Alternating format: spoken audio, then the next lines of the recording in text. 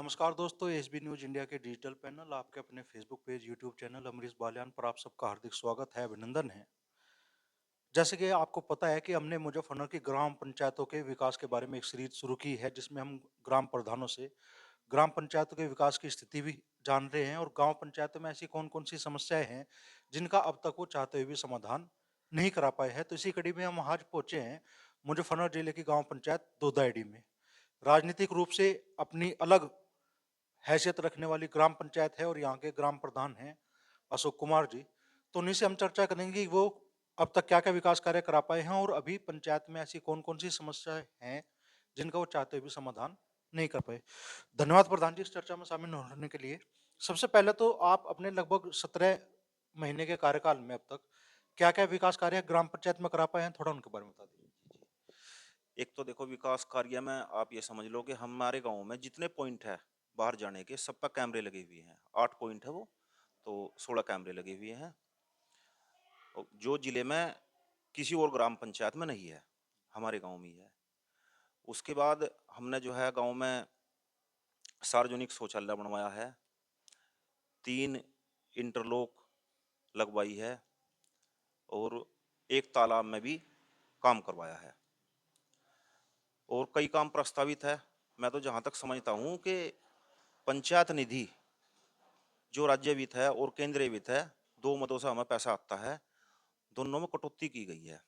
लगभग 30% के आसपास ग्राम पंचायतों का पैसा काट दिया और खर्च एक्स्ट्रा में बढ़ा दिए। जैसे हमारे पंचायत सहायक है, ये 6,000 रुपये हम इन्हें अपनी उससे ही देते हैं, अपनी निधि से ही। तो 6,000 का खर्च तो ये बढ़ा। सार्वजनिक शौचालय में जो केयर टेकर हमने रखी हुई है, 6,000 उसके और 3,000 मेंटेनेंस के, 9,000 प्लस 6,000 और 5,000 अपने, तो लगभग 20,000 रुपये के आसपास का खर्च ये बढ़ेगा। जैसे मैं आपको बताना चाहता हूँ कि हमारे ब्लॉक में 84 ग्राम पंचायत है और 84 ग्राम पंचायत में छोटी पंचायत ऐसी है जिनका राज्य वित्त में लगभग 34,000, 35,000, 40,000, 45,000, 50,000 के आसपास तक है। बाकी मेरी अपनी जो ग्राम पंचायत है, मैं इसमें लगभग 95,000 रुपये के आसपास आते हैं। अब इसमें से 20,000 रुपये जब चले गए और 30% वो पैसा कटेगा, तो लगभग आधे के आसपास शेष बच गए। जब आधा पैसा बच घटेगा, आधा पैसा ही रहेगा, तो ऐसे में पंचायतों के सामने समस्या है विकास कराने के लिए। तो मेरी तो आपके चैनल के माध्यम से यही मांग है कि जो हमारा पैसा घटाया उसे केंद्र सरकार और राज्य सरकार पूरा करे और जैसे बिजली के बिल व अन्य खर्च, ये लगभग 30,000 रुपये के आसपास है, इसकी व्यवस्था अपने स्तर से करे, ये एक्स्ट्रा में व्यवस्था करे, ये हमारी सलाह ले, ये मांग। जैसा आपने बताया कि आपकी गांव पंचायत जिले की पहली ऐसी पंचायत है जिसमें सीसीटीवी कैमरे लगाए गए हैं, तो ये काम पंचायत निधि से हुआ है या आप?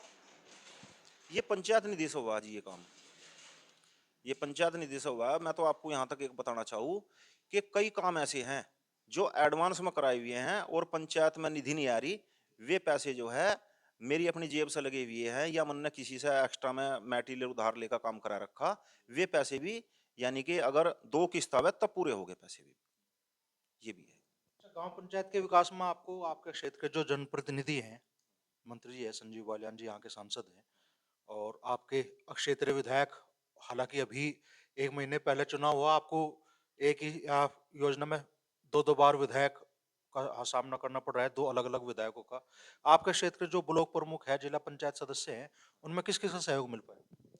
हमें डॉक्टर संजीव बालियान से भी सहयोग मिल पाया क्योंकि हमारी जो एक सड़क है मिल मंसूरपुर से नोना मार्ग, 70 लाख रुपए का एस्टिमेट डॉक्टर संजीव बालियान के प्रयास से ही होगा और इसमें जल्दी टेंडर होकर कार्य भी शुरू हो जाएगा। डॉक्टर संजीव बालियान अच्छे सांसद है और अवेलेबल है, सबके दुख सुख में आना जाना है इनका। तो ये बात है, विधायक हमारा बड़ा खराब था, जवान का भी बड़ा खराब था और वैसे भी कोई विकास कार्य उसने हमारे ग्राम पंचायत में नहीं कराई। अब की बार जो है लोगों ने बदलाव करा तो विधायक बदल दिया। संजीव बालियान से कोई शिकायत नहीं है गांव के लोगों को और क्षेत्र के लोगों को, जहां तक हम आते जाते हैं। ब्लॉक प्रमुख, जिला पंचायत सदस्य, इनकी क्या भूमिका रही? ब्लॉक प्रमुख ने भी कोई काम नहीं दिया, जिला पंचायत सदस्य ने भी कोई काम नहीं दिया। हालांकि ब्लॉक प्रमुख जी से बात हो रही है, एक उन्होंने रास्ता बनवाने के लिए कह रखा कि हम इंटरलॉक 300 मीटर के आसपास आपको दे देंगे शमशान के रास्ते पे।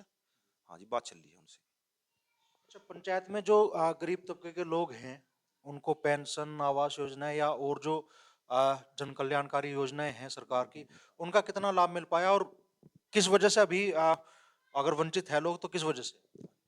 उसमें हमारे सामने एक समस्या आती है। जैसे सरकार ने वृद्धावस्था पेंशन कह दी, उसके साथ एक कंडीशन लगा दी कि 40,000 का आय प्रमाण पत्र होना चाहिए। और 40,000 का आय प्रमाण पत्र अधिकारी नहीं बनाते, तो यह कंडीशन बन जाती है। इसमें बहुत ही कम लोगों को लाभ मिल पाएगा इसका। जैसा हरियाणा में है, हरियाणा में 60 साल होते के साथ ही उसमें कोई कंडीशन नहीं है, सबकी वृद्धावस्था पेंशन है। तो हमारी भी ऐसी कंडीशन होनी चाहिए हरियाणा के तर्ज पे, जिससे जो है हमें आसानी हो जाए। अब लोग बाग हमें इसलिए परेशान करते हैं, वे कहते हैं कि भाई हमारी वृद्धावस्था पेंशन बनवाओ, हमारी वृद्धावस्था पेंशन बनवाओ। अब उन्हें इस बात का नहीं पता कि 40,000 के आय प्रमाण पत्र पर ही पेंशन बनेगी, वो बन नहीं पाता। ये समस्या है हमारे सामने। लगभग 25 पेंशन के आसपास स्वीकृत हो पाई। और इसके आवास के बारे में मैं आपको बताऊंगा। आवास का पिछले 2 सालों से कोई बजट जिले पे प्रदेश में कहीं नहीं आ पाया, तो इसलिए कोई आवास ग्राम पंचायतों में नहीं बन पाए। अगर कुछ आवास बन भी पा रहे तो वे नगर पंचायतों में बन पा रहे।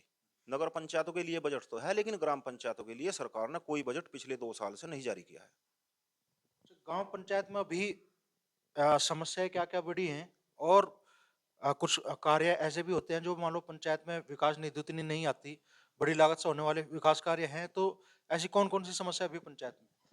पंचायत में कई समस्या है। एक तो हमारा इंटर कॉलेज है जी। हमारे इंटर कॉलेज में पिछले 2 साल पहले यहाँ बच्चों की संख्या केवल 38 रह गई थी। हमने और हमारे प्रिंसिपल साहब ने, समस्त स्टाफ ने बड़ी कोशिश करी। इस कोशिश में हम बच्चों की संख्या 160 के आसपास तक कर पाए। अब समस्या यहाँ यह है कि जो मैनेजमेंट का स्कूल है, इसमें जो है इसके पास में आमदनी का कोई जरिया नहीं है, बच्चों से फीस नहीं ली जाती। और ग्राम पंचायत के पास में कोई ऐसा फंड नहीं है कि इसमें ग्राम पंचायत अपने स्तर से उसमें लिपाई पुताई करा दे, या दीवार गिरी हुई है उसे दीवार को करा दे, चार दीवारी करा दे। तो स्कूल को कम से कम 20 लाख रुपए की आवश्यकता है।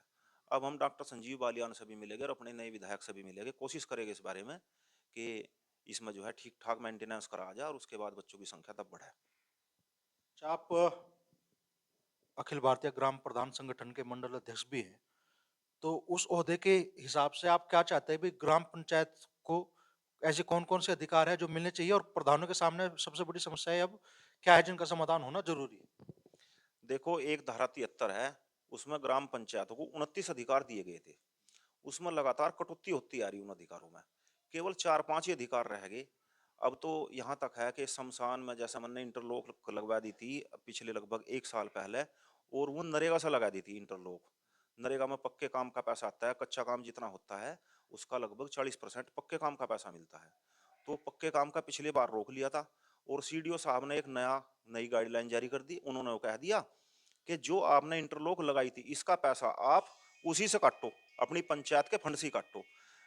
केवल यो धन मिलेगा जो नरेगा से पक्के काम का पैसा मिलेगा, यो तालाबों के आसपास इंटरलॉक लगे और दोनों तरफ साफ सफाई हो, सड़क के आसपास इसी जगह खर्च हो सके। अब ये हमारे सामने एक समस्या और बढ़ा दी। पिछली बार उन्होंने लगवा भी दी थी, क्या बीडीओ साहब से बात होगी थी, अब जो है सीडीओ साहब ने उसे नकार दिया। अब यो एक्स्ट्रा में खर्चा और बढ़ेगा, हमारे पास एक्स्ट्रा समस्या और आएगी। अब यो हमें अपनी निधि से का निकालना पड़ेगा। निधि में धन है नहीं, पैसा आता नहीं। निधि पहले ही 50% के आसपास घटी हुई है, तो ये बड़ी समस्या है। अच्छा, पंचायत में कुछ पंचायतों में अभी मुजफ्फरनगर की इस तर्ज पर भी काम होना शुरू हुआ है जैसे अब तक शहरों में सफाई व्यवस्था रहती थी, अब पंचायतों में भी उसी तरह की व्यवस्था की जा रही है, तो आपकी पंचायत में ऐसा कुछ कदम उठाया गया है? स्वच्छ भारत मिशन में ये बताया जा रहा है कि प्लास्टिक संग्रहालय, प्लास्टिक सिंगल यूज प्लास्टिक ये इकट्ठी होगी। इकट्ठी होने के बाद कांच, प्लास्टिक, गत्ता, ये सब इकट्ठी होगा अलग अलग एक जगह, उसमें संग्रहालय में इकट्ठी होगी।